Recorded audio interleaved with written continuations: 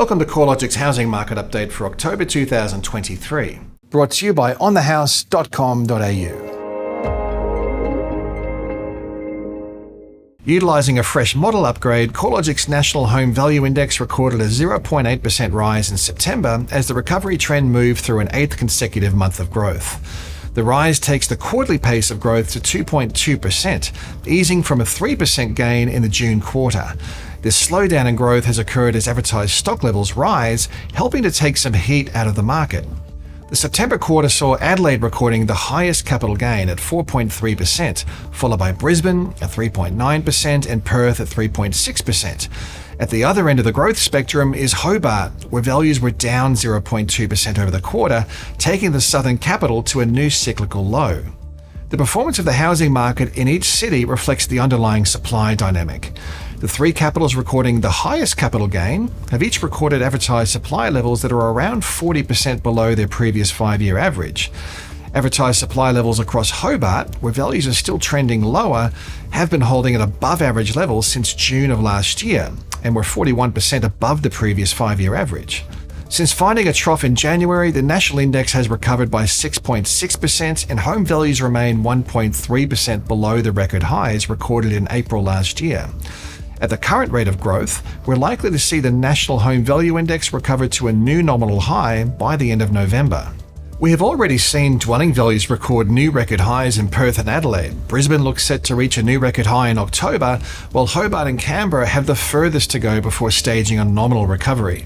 Regional markets are continuing to lag the capital cities, with every rest of state region recording weaker growth conditions relative to the capital city counterpart over the September quarter. At a broad level, the combined regional markets recorded a 1.1% rise in dwelling values through the September quarter, which was less than half the gain across the combined capital city market at 2.5%. Softer housing conditions across regional Australia look to be more demand-driven, with the estimated number of home sales 6.5% lower than a year ago and 9.2% lower relative to the previous 5-year average. In contrast, estimated sales volumes across the combined capitals were 1.9% higher than a year ago and 6.3% above the 5-year average. The trend in advertised stock levels is a key influence on housing values, with the flow of new listings on an upwards trajectory since early June, bucking the normal seasonal trend where new listings are typically flat to falling through winter. As the number of freshly advertised properties increases, there's also been an upswing in the total number of homes advertised for sale.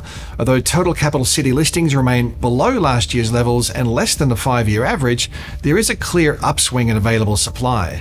The rolling 4-week count of total listings is almost 6% up from the low point in June. More listings imply more choice for buyers, and more choice means less urgency and more time to deliberate on the purchase price and negotiate with the vendor. The total listing trend remains diverse, with an above-average number of homes on the market in Hobart, Canberra, and in Melbourne. At the other extreme is Perth, where total advertised supply levels were 43.8% below the previous 5-year average for this time of the year. With a 4.3% rise in housing values in the September quarter, Adelaide is now leading the capital cities for growth. Such strong conditions are occurring while advertised supply levels are 39% below the 5-year average for this time of the year, and estimated purchasing activity is 10% above the 5-year average. Such low supply in the face of above-average demand is a key factor supporting value growth. Adelaide's market has been at record highs since June after recovering from a mild 1.7% drop in values through its fleeting downturn.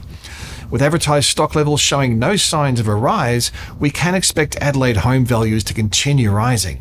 Overall, Australia's housing recovery remains entrenched, with national dwelling values only 1.3% off their record highs. Capital city values are 7.4% higher over the first 9 months of the year, and regional values are up 2.6%. With values likely to rise further over the coming months, more regions are set to post a nominal recovery in home values before the end of the year. Of the 87 SA4 regions nationally, 27 are already back to new record highs, and a further 16 are only 2% or less away from record highs. While some sectors of the economy will be applauding higher housing values as a sign of increased wealth, non-homeowners will be increasingly frustrated as affordability constraints worsen from both a purchasing and a rental perspective. CoreLogic's latest national affordability metrics to June this year show the ratio of dwelling values to household incomes and the time it takes to save for a deposit is once again rising as housing values increase faster than nominal incomes. The portion of household income dedicated to servicing a new mortgage is now approaching new record highs, as is the portion of income dedicated to paying rent on a new lease. The outlook for housing values remains positive, albeit with some risks of a slowdown. Advertised supply levels are arguably the most important facet of the market to watch over the coming months. An acceleration in the flow of new listings is a normal feature of the market through spring and early summer. However, if this trend continues, we are likely to see buyers benefiting from more choice, less urgency, and greater leverage to negotiate.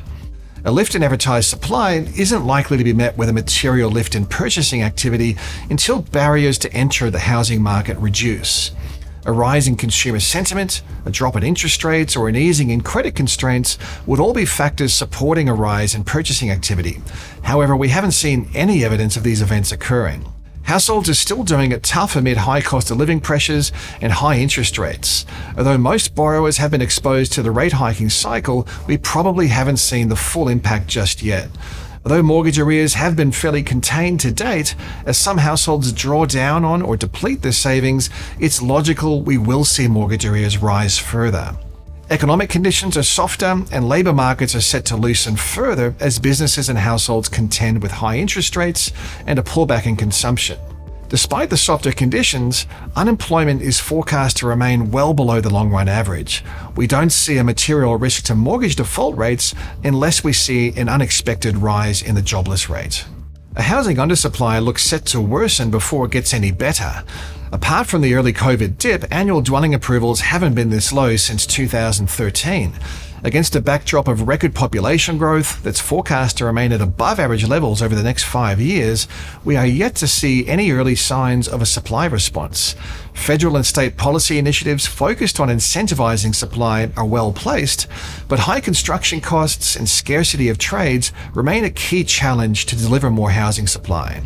While an undersupply of housing is clearly a negative, insufficient levels of housing are likely to support housing values over the medium term. As always, there's plenty of trends to keep an eye on with regards to the housing market and factors influencing housing trends. You can stay up to date with all the latest news and insights at the research pages of CoreLogic.com.au.